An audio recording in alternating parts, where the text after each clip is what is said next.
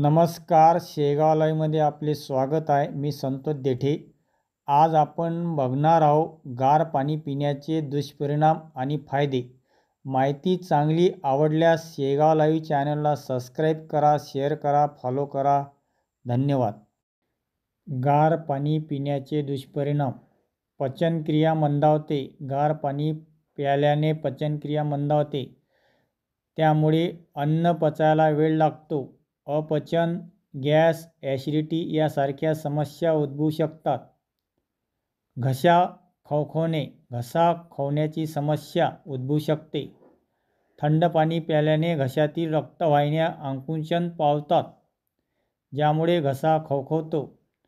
हृदयावर परिणाम। हृदयाची गती कमी होते, यामुळे हृदयावर ताण येतो आणि हृदयाशी संबंधित समस्या उद्भवू शकतात। डोकेदुखी। थंड पाणी प्यायल्याने मेंदूतील रक्तवाहिन्या आकुंचन पावतात, ज्यामुळे डोकेदुखी होते। शरीरातील पोषक तत्वे कमी होतात। गार पाणी प्यायल्याने शरीरातील रक्तवाहिन्या आकुंचन पावतात, ज्यामुळे शरीराला आवश्यक पोषक तत्वे मिळत नाहीत। वजन वाढणे। गार पाणी प्यायल्याने शरीरातील चरबी पचायला वेळ लागतो, ज्यामुळे वजन वाढते। रोगप्रतिकारक शक्ती कमी होते। शरीराची रोगप्रतिकारक शक्ती कमी होते। शरीरातील पांढऱ्या रक्तपेशीची संख्या कमी होते, ज्यामुळे शरीराला रोगाशी लढणे कठीण होते। सांधेदुखी। थंड पाणी प्यायल्याने सांध्यामधील रक्तवाहिन्या आकुंचन पावतात, ज्यामुळे सांध्यामध्ये वेदना होतात। सर्दी खोकला।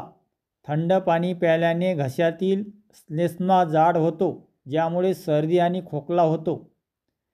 मासिक पाळीतील समस्या। मासिक पाळी दरम्यान गार पाणी प्यायल्याने महिलांना अधिक त्रास होऊ शकतो। गर्भाशयातील रक्तवाहिन्या आकुंचन पावतात, ज्यामुळे मासिक पाळीत अधिक वेदना होतात। अन्नातील पोषक तत्वे शोधण्यास अडथळा। पचनक्रिया मंदावते, ज्यामुळे शरीराला अन्नातील पोषक तत्वे शोधण्यास त्रास होतो। शरीरातील ऊर्जा कमी होते। थंड पाणी प्यायल्याने शरीरातील चयापचय क्रिया मंदावते, ज्यामुळे शरीराला ऊर्जा कमी मिळते।